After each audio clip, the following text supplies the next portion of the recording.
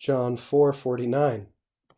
Dicit ad eum regulus, Domine, descende priusquam moriatur filius meus. The magistrate or official says to him, Sir, go down before my son dies.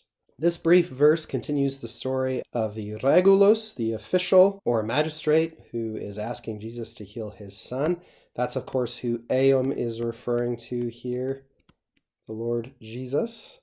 First thing we might note is, again, the use of ad eum, where we've often seen ei instead in the dative case, and that's just a nice reminder of the grammatical variation and inconsistencies that we find in the Vulgate. Here's a direct quotation, by the way. Domine, descende priusquam moriatur filius meus.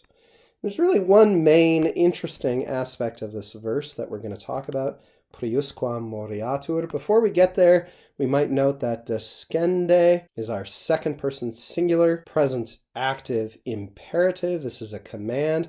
Why go down? Again, you'll remember that we talked about before how in ancient Israel, elevation and topography play a role in the way that one expresses or speaks about motion in that area. Evidently, this man's house and his son were in a more low-lying area to which one would have to descend from the spot where he's speaking to Jesus here. So don't let that worry you too much. Now onward to priusquam moriatur. Moriatur, the first thing we need to notice, this is a third conjugation verb, and it's a deponent verb. Morior, mori, to die. Quod est verbum deponens? Habet sensum activum, sed formam passivam, nonne?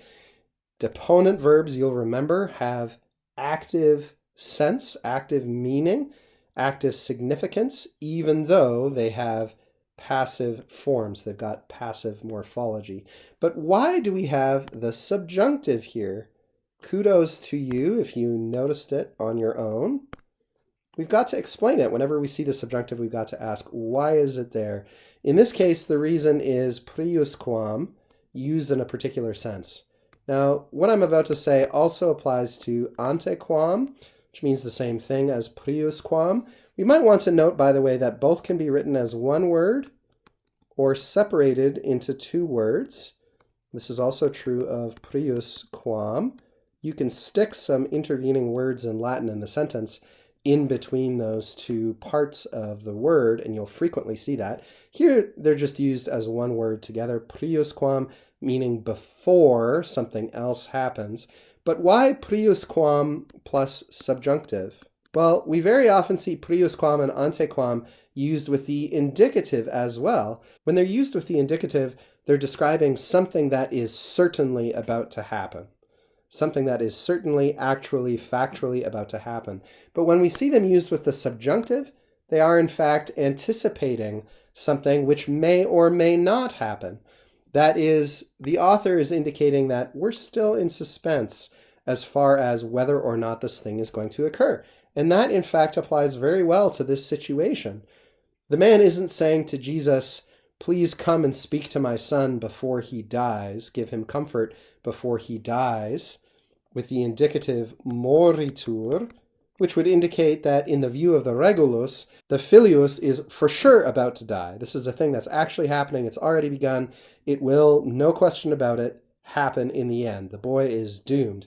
That's not what we get. Because of the subjunctive, what's being indicated here is, listen, Jesus, I want you to come see my boy so that you can heal him so that he won't die. In other words, the outcome is not a foregone conclusion, so we use the subjunctive mood to indicate anticipation.